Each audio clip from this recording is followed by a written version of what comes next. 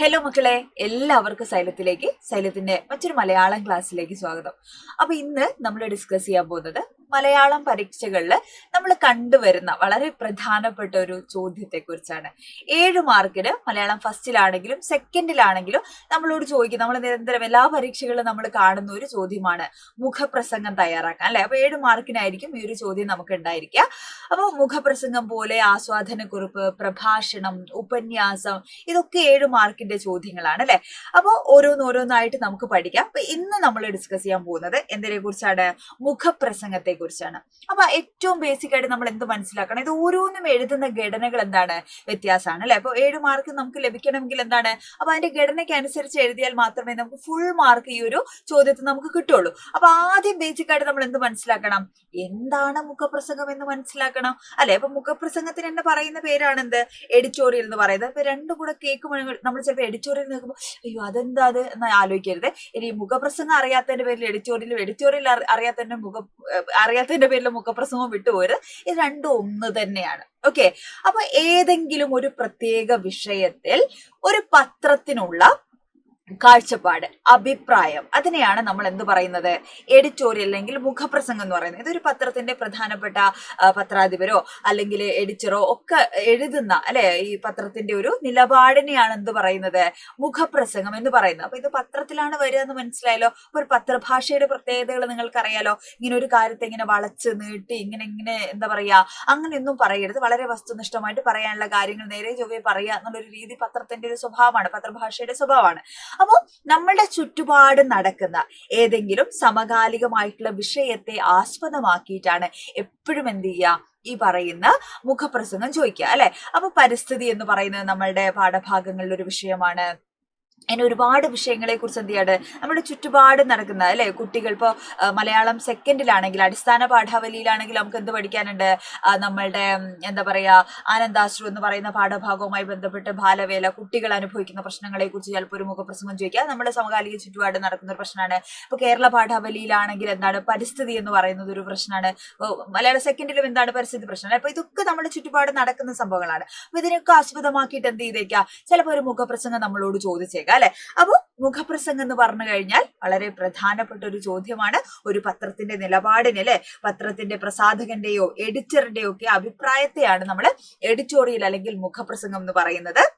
ഒരു പ്രത്യേക വിഷയത്തിലുള്ള പത്രത്തിന്റെ നിലപാട് പ്രകടമാക്കുന്നതാണ് എന്ത്? മുഖപ്രസംഗം എന്ന് പറയുന്നത്. അപ്പൊ പത്രത്തിൽ റിപ്പോർട്ട് ചെയ്ത ഒരു സംഭവത്തെ കുറിച്ചോ അല്ലെങ്കിൽ വാർത്തയെ കുറിച്ചോ ഒക്കെ എഡിറ്ററുടെ അഭിപ്രായങ്ങൾ പ്രയോഗിക്കാനും എന്ത് ചെയ്യാം? മുഖപ്രസംഗങ്ങൾ പൊതുവെ ഉപയോഗിച്ച് നമ്മൾ കാണാറുണ്ട് എന്നുള്ളതാണ്. ഓക്കെ, സമകാലിക സംഭവങ്ങളെ വ്യാഖ്യാനം നൽകാനും അതേപോലെ പ്രശ്നങ്ങൾക്ക് പരിഹാരം കാണാനോ അല്ലെങ്കിൽ ഒരു പ്രത്യേക പ്രശ്നത്തിന്റെ നയത്തിനോ അല്ലെങ്കിൽ അനുകൂലമായിട്ടോ ഒക്കെ എന്ത് ചെയ്യാം? പ്രതികൂലമായോ ഒക്കെ വാദം പ്രകടിപ്പിക്കുന്ന ഒക്കെ എന്താണ്? എഡിറ്റോറിയൽ നമ്മൾ കാണാറുണ്ട്, അല്ലെ? അപ്പൊ ഒരു പ്രത്യേക വിഷയത്തെ കുറിച്ചുള്ള പത്രത്തിന്റെ ഔദ്യോഗികമായിട്ടുള്ള നിലപാടായിട്ട് നമുക്ക് എന്തിനെ കാണാൻ പറ്റും? മുഖപ്രസംഗത്തെ കാണാൻ പറ്റും. അപ്പൊ ഒരു വിഷയത്തെ കുറിച്ചുള്ള വ്യത്യസ്തമായിട്ടുള്ള കാര്യങ്ങൾ ആർക്കറിയാം? വായനക്കാർക്ക് അറിയാൻ, അല്ലെ? അത് ഹെൽപ്പ് ചെയ്യുന്നുള്ളതാണ്. അപ്പൊ എവിടെയാണ് ഈ ഒരു വാർത്ത വരുന്നതെന്ന് ചോദിച്ചു കഴിഞ്ഞാൽ പത്രത്തിന്റെ ഉൾപേജുകളിൽ ഇങ്ങനെ അല്ലെ ഒരു നീണ്ട കോളത്തിൽ എന്ത് ചെയ്യണു? കാണുന്ന വാർത്തയാണ് നമ്മൾ എന്ത് പറയുന്നത്? എഡിറ്റോറിയൽ എന്ന് പറയുന്നത്. അപ്പൊ എഡിറ്റോറിയൽ എഴുതുന്ന സമയത്ത് കുറെ കാര്യങ്ങൾ, അല്ലെ, മുഖപ്രസംഗത്തിന് കുറെ കാര്യങ്ങൾ നമ്മൾ ശ്രദ്ധിക്കണം. അതിൽ ഏറ്റവും പ്രധാനപ്പെട്ടത് എന്താണ്? ഉചിതമായിട്ടുള്ള തലക്കെട്ട്, ശീർഷകം. എന്താണോ നമുക്ക് തന്നിരിക്കുന്ന വിഷയം, ആ വിഷയത്തെ എന്താണ് ധ്വനിപ്പിക്കുന്നത്? അതായത് വിഷയവുമായിട്ട് ബന്ധപ്പെടുന്ന ഒരു തലക്കെട്ടായിരിക്കണം. വളരെ ചെറിയൊരു തലക്കെട്ടായിരിക്കണം, അല്ലാണ്ട് വളരെ ഒരുപാട് നീളത്തിലുള്ള തലക്കെട്ടൊന്നും എഴുതരുത്. അപ്പൊ പലപ്പോഴും ഞാൻ മക്കളോട് പറയാറുള്ള ഒരു കാര്യമാണ്. അപ്പൊ എന്താണെങ്കിലും നമ്മൾ എഴുതി കഴിഞ്ഞതിന് ശേഷം എന്ത് ചെയ്യുക? തലക്കെട്ട് എഴുതുക. നമ്മുടെ എഡിറ്റോറിയലൊക്കെ എഴുതിയതിനു ശേഷം തലക്കെട്ട് ലാസ്റ്റ് എഴുതുക എന്ന് പറഞ്ഞു കഴിഞ്ഞാൽ എഴുതി കഴിഞ്ഞിട്ട് ലാസ്റ്റ് കൊണ്ടുപോയി എഴുതാനല്ല.